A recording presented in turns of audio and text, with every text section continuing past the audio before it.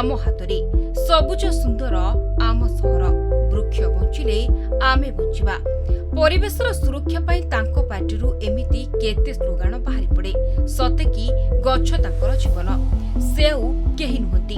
ओडिशार पूर्वतन जंगल और परिवेश मंत्री विजयश्री राउतराय तांकर 74तम जन्म दिवस पालन अवसर रे अनुष्ठित होई जाईछि वृक्षरोपण कार्यक्रम। वासुदेवपुर विजयश्री राउतराय स्मृति कमिटी पक्षरु आंदुला पंचायतर हाईस्कूल परिसर रे वृक्षरोपण करा जाईछि।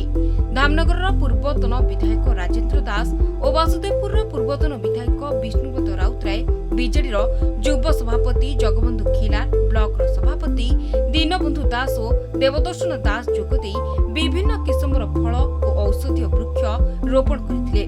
प्रति घरे गछ लगाइबाकू चारा बंटन करथिले। এই କାର୍ଯ୍ୟକ୍ରମରେ ଆନ୍ଦୋଳନ ସହିତ ଆଖପାଖ ଅଞ୍ଚଳର ଶହ ଶହ ଲୋକ ଯୋଗ ଦେଇଥିଲେ। ମୁଁ ସେ ଅନନ୍ତ କଠୁଆ आंदोला ग्राम पंचायत समाजसेवी। ये वृक्षरोपण उद्देश्य होची आमर प्रिय नेता स्वर्गत विजयश्री राउतराय जे कि जंगल परिवेश मंत्री थिले ओडिशा सरकार विभिन्न मंत्रालय दायित्व देइथिले तांकर स्मृति उद्देश्य रे आज आमर वृक्षरोपण कार्यक्रम आम एठी कलु। एथिरे तांकर सुपुत्र विष्णुव्रत राउतराय एवं धामनगर पूर्वतन विधायक श्रीयुक्त राजू दास सी योगदान कले। आम एठारे विभिन्न प्रकार फल गछ विभिन्न औषधीय वृक्ष रोपण करागला।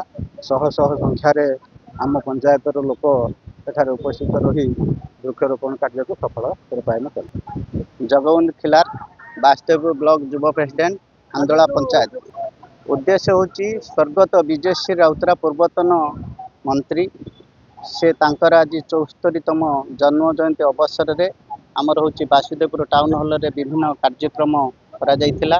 सौभाग्यर विषय जाबो तांकर पुत्र सुपुत्र श्रीयुक्त विष्णुपद राउतराय आमर आंदोला ग्राम पंचायत उच्च विद्यालय रे वृक्षरोपण कार्यक्रम पाई निर्धारण करिथिले। जे स्वर्गत विजयश्री राउतराय से जण थिले परिवेश स्मृति जंगल मंत्री थिले। तांकर परिवेश प्रति तांकर एते उदासीनता थिला जहा कि से सबले गछ लता पशु पक्षी को बहुत मात्रा रे भल पाउथिले एवं परिवेश को सुस्थ रखिया पाई से सबले मत दउथिले जे कि गछटिए लगाओ परिवेश को सुस्थ रख। तांकर अमर आत्मार स्वर्गति पाई आमे तांकू सबले चिरस्मरण मने रखिचु एवं गछ सब लागिछि आंब पिजुली विभिन्न प्रकार फल गछ शह शह लोकन को वृक्ष बंटन कलागला। आम स्कूल रो जते पंचायत रो जते स्कूल मान को मध्य वृक्ष पाई प्रदान करा जायछि। ब्यूरो रिपोर्ट अस्मिता टीवी।